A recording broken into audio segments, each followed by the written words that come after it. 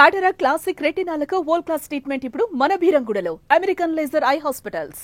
అసలు ఏం చెప్తారు అసలు అంటే కేవలం రీతు అనే ఒక వ్యక్తి ఒక్కసారి స్క్రీన్ మీదకి వాళ్ళ పేర్లు తెచ్చిన తర్వాతే ఈయన ఒక్కసారిగా దిగారు అనేది కూడా తన వర్షన్. ఏం చెప్తారు మీరు? డైరెక్ట్ పాయింట్లోకి వచ్చేసాను. ఇంకా అసలు రీతు అనే అమ్మాయి ఎలా ఉంటుందో, ఆ అమ్మాయి ఏం చేస్తుందో ఎవరో అసలు ఈ రోజుకి ఇప్పటికి నేను చూడలే. ఆ అమ్మాయి మొహం కూడా చూడలే.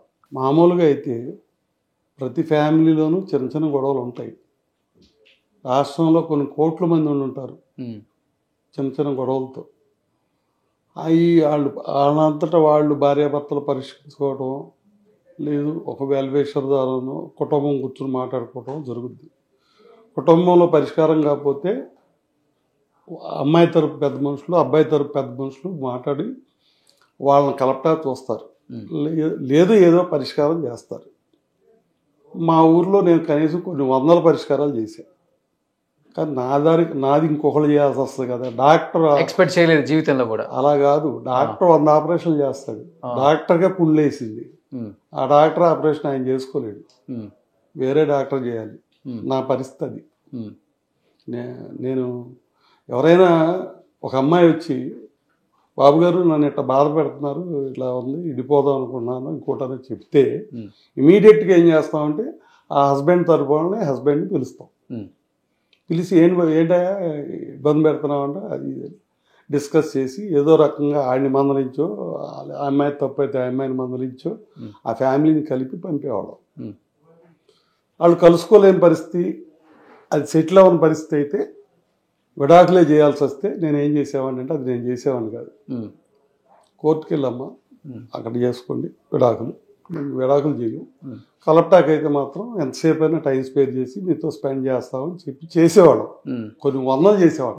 2023లోనే ఈ అమ్మాయి మీడియాలో పెట్టింది, ఈ అబ్బాయి అట్టాగిట్టాగానే అది ఇది అని పెట్టి బెదిరించారు. ఇప్పుడు 2023.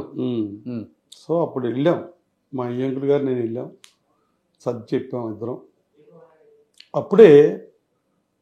అప్పటికే మా అబ్బాయి తోడలుడు, ఒరే నీ గురించి ఇక్కడ ప్లాన్ చేశారు, పిల్లాడు పుట్టాక చూస్తారంట నీ సంగతి, పిల్లాడు పుడితే ఆస్తులు అడుగుతారంట, నిన్ను ఎలా మీ ఆస్తులన్నీ లాగేస్తారంట, మీ మీద పోరాటం అప్పుడు జరుగుద్దంట అని చెప్పాడు. చెప్తే ఈ పిచ్చోడు మావాడు అంత కన్నింగ్ కాదు, చాలా ఫెయిర్ పర్సన్. ఎవరు ఈ మాట అన్నది? ఎవరు? ఒక పిల్లోడు పుట్టిన తర్వాత వీళ్ళందరూ వరంగల్లో ఇంకొక అమ్మాయి ఉంటుంది, గౌతమి వాళ్ళ అక్క. అక్కడికి వెళ్ళి అక్కడ ఉన్నప్పుడు ఇదంతా ప్లాన్ చేశారని గౌతమి వాళ్ళ అక్క మొగుడు చెప్పాడు. అంటే వీడి తోడోళ్ళు. ఈడేం చేశాడు, ఇది ఏదో సెటిల్ అయిపోయింది కదా, మీ పెద్దలుడు ఆలోచన బాగోలేదు, వాడి పరిస్థితి బాగోలేదు, మిమ్మల్ని ఇట్టా అన్నాడు అని వాళ్ళ మామకు చెప్పి వీళ్ళందరూ వెళ్ళి అతని మీద పడ్డాడు, ఎందుకు చెప్పేవాడిని.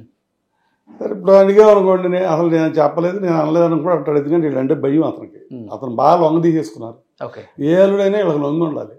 ఒక మాటలో చెప్పాలంటే పెద్దలుడు, ఇప్పుడు మా అయ్యంకుడు విపరాలు ఉందనుకోండి, నడుస్తున్నారు అనుకోండి, వాళ్ళ బ్యాగ్లోనూ హ్యాండ్ బ్యాగ్ కూడా అతను పట్టుకుంటాడు. అదే ట్రైల్ మా అబ్బాయి మీద వేశారు, ఎత్తి వీడు ఒప్పుకోలే, వీడు అలా లొంగల. తర్వాత ఇప్పుడు ఇది చిన్న సమస్య, వాస్తవంగా స్టార్టింగ్లో అనుకుంటారో ఎప్పుడైనా అనుకోండి, చిన్న సమస్య, కుటుంబ సమస్య. నాకు 60 ఏళ్ళు వచ్చినాయి, 65 ఏళ్ళు. 65 మీకన్నా సీనియర్లు పితామహులు ఈ ఫీల్డ్లో ఉండి ఉంటారు, మీడియా ఫీల్డ్లో.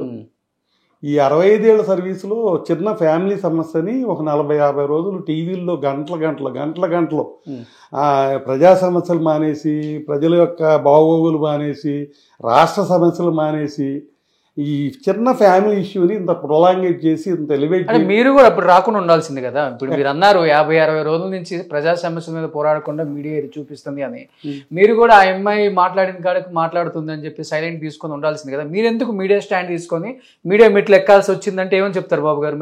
మరి భార్యాభర్తల సమస్యకి కుటుంబాన్ని అలర చేయాల్సిన అవసరం లేదు.